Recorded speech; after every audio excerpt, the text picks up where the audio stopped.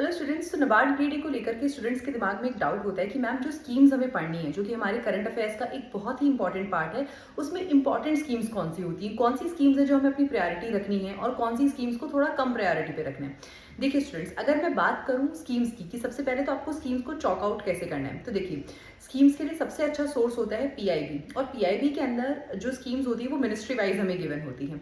वो सारी मिनिस्ट्रीज जो डायरेक्टली हमारे सिलेबस के साथ लिंक हो रही हैं वो हमारे लिए इंपॉर्टेंट है। ठीक है, ministry of agriculture, ministry of rural development, ministry of animal husbandry, ठीक है, मिनिस्ट्री ऑफ फाइनेंस, ये सारी मिनिस्ट्रीज जो हैं, और ये मैंने सिर्फ कुछ एग्जांपल्स दिए हैं। आप अपने सिलेबस को उठाइए और चॉक आउट कीजिए।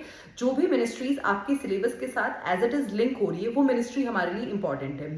अब दूसरा सवाल ये आता है कि क्या इन मिनिस्ट्रीज की हमें सारी स्कीम्स पढ़नी है और कितनी पुरानी जाके स्कीम्स पढ़नी है, क्योंकि स्कीम्स से जो क्वेश्चंस आते हैं वो 2-3 साल पुरानी स्कीम्स के भी आ जाते हैं। तो क्या हमें इतनी पीछे जाके स्कीम्स पढ़नी है? नहीं स्टूडेंट्स, हमें ऐसा नहीं करना है। अगेन यहाँ पर आपको यूज करना है अपना सिलेबस।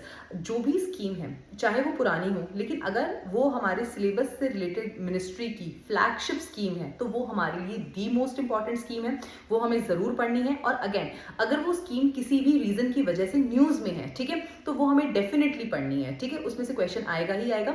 उसके बाद में सवाल आता है कि अगर कोई भी स्कीम अभी न्यूली लॉन्च्ड हुई है, ठीक है, तो वो हमारे लिए बहुत ज्यादा इंपॉर्टेंट होती है। तो flagship schemes, schemes in news and newly launch schemes, ठीक है, ये स्कीम्स हमारे लिए बहुत ज्यादा इंपॉर्टेंट होती हैं, और अगेन उन मिनिस्ट्रीज की जो हमारे सिलेबस से लिंक होती हैं। So I hope this answers your query. Thank you.